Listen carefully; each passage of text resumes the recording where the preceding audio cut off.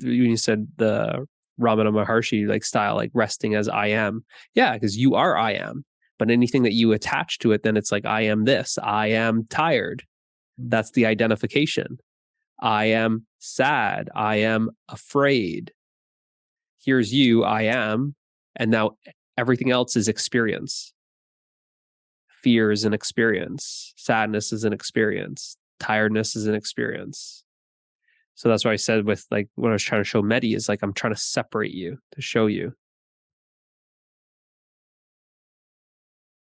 From that perspective, it's really easy to see what is changing and what is resistant to change. Totally, or yeah. It's more solid. I don't know. And that would be the character, I guess. Yes. Yeah. Yeah. But it's realizing that what you are doesn't even resist. Like realizing our true self, it's not resisting anything. There's an awareness of the experience right now. So it's not resisting this experience. The resistance is always from the character. The character that doesn't want this to happen, doesn't want that to happen. The character is the one that has preferences. The character is the one that has opinions. Sometimes it feels like the character will go from being this sort of frozen, solid thing to being, and the character is still present, but it's more like it's a wave that's rolling through you and changing every moment versus Yeah. being more solid. But more in line with everything else that's changing. Yes. Yeah. Yeah. Because you're seeing how it's changing now. Because that's the thing, like, because you're able to see now more clearly, especially with these calls, you're able to see now more clearly, like, yeah, this character is like a modulation. It's like, it's moving. It's never, I thought it. See, before it's like maybe, I don't know, 3 months ago, you thought it was actually fixed. It was rigid. It was permanent. It was something that was like firm, solid. And now we're looking and you're like, wow, it's not solid. It's like, it's just like a bunch of dots that are moving. It's a process. Yeah, it's a bunch. Exactly. It's a process. It's an activity. Who you think you are is an activity. Some waves of that activity are more drawn out and harder to spot than other ones, which are more short-term. Yes. So that's where we're pointing out with Rasman, same sort of thing. Is some of that activity, there's still identification with it. So then she became identified with that activity. And then was wondering, well, why am I tired? Because you're caught up in the activity of it. And that's, like I said, that's fine.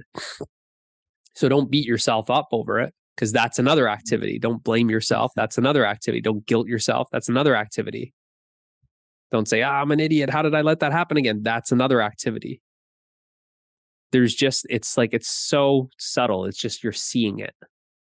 It's like you don't even I got to say these, like make these sound effects and stuff to get you to like listen. But it's like awareness doesn't make any of these sound effects. Like, oh, that's the mind. Oh, now I see it. I was identifying with that. Oh, okay. Yeah. Next time I'm not going to do that. Here's what I'm going to do instead. No, that's all mind. That's all mind. That's not awareness. Awareness, it's like it sees it and it's like a laser beam. It's like, and then it won't happen again. If it does happen, you'll catch it sooner and sooner. Because the only reason why you're missing it, why you're coming late, is because you're caught up with the activity. If you always rest as being, it's like you wouldn't miss a thing. We kind of talked about this before with J-Rod. Like if you're just sitting, people watching downtown, and you're just watching people cross and you don't leave your seat, you see every person that crosses. But as soon as you go into the crowd, then now you don't see everyone because you're caught up in the activity. Or you could say, like, you have to witness the mind. You just witness. But as soon as you get involved, well, now you're part of the crime scene. You're not a witness anymore. They can't call you when it comes to court. They can't call you as a witness because now you're actually part of the crime. You're involved. So that when you get tired, is you're involved with the mind. So then it's like, then we go one step deeper. What was it that you could not resist? And that's what you have to watch now, Rasman, to answer that question. Because you don't know the answer to that question, you said. Yeah. Well, I say, like, what was it? What was the bait? What was so juicy that you just couldn't? What was it that you left your throne to go see? What you left your home to go check it out? What was so interesting?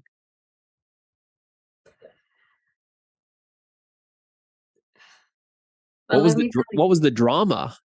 It's always drama. Yeah. It's always conflict. It's always the story. So what was it? Just, it's like, spill the beans.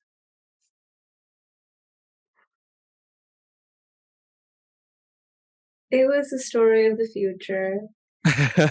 Yeah. Pretty compelling until I got bored of it. It was completely unsatisfactory. Is this just coming to you now, or you just didn't want to say it before? Well, it came to me a minute or two earlier. Okay. So not exactly now. Yeah. Yeah. What was it about? So the story about the future doing what? Acting. I Okay. don't know. What, getting a job as an actress? Yeah, that would be fun. Yeah. Yeah. And just planning the script again. Okay. Well, let's. I'll say it for J-Rod here while he's back. So we caught her. She said she was planning for the future and thinking about the future. So in other words, you were dreaming. Yeah. Right? So you just say it how it is. You're dreaming. Because remember we said, have you ever experienced the future? Mm-mm. Does the future exist? Not really. It's not even a not really, it's no. Yeah.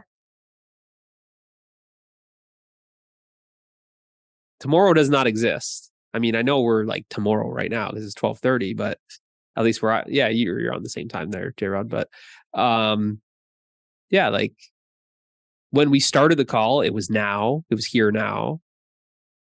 4 hours into the call, it's still here now, is it not? It hasn't changed. Yeah. Your experience is always here now. It's never future. So you've never experienced the future, ever. Nope. No, you just realized that right now, didn't you? Yeah, and something else. I was thinking, should I go digging for the stuff that's hidden in the mind? And that was just another self-trap. Mm-hmm. Okay. So yeah, so you're just dreaming. Yeah. So you can say, like, when you're just being, you're awake. But then as soon as you start dreaming, you start nodding off and you start dreaming. And that's when you start seeing it. But now that you see it, now that you've seen it, now that we have illuminated it, it's not going to do it again. Because you'll see it. You'll catch it, like how we were talking with J-Rod. You'll see it before it even happens. It will literally start looking like this. Hey, you want to dream about your acting career in the future? Let's imagine it. And then you'll be like, not this time. Not this time. I'm not dreaming. No way. It will literally look like that. And you'll just know. You're like, no. right? And then that's kind of how it happens. It's like that's that like scenario, dreaming about the acting, but then another day, like you're dreaming about a new boyfriend or something, or another day you're dreaming about what to get your parents for their anniversary or whatever it is. There's something that happens like that, and it's like you'll just start spotting it more and more, and you won't fall into that dream. You won't fall back asleep.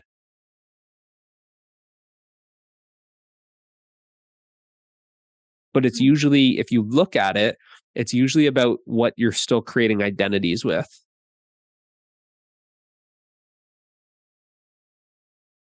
So you have to have a look at that actress identity.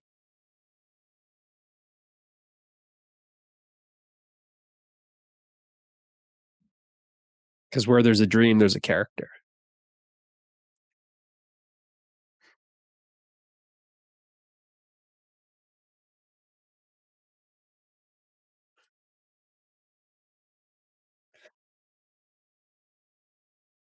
I did not expect this rabbit hole to be this deep. Oh, yeah. It keeps going and going.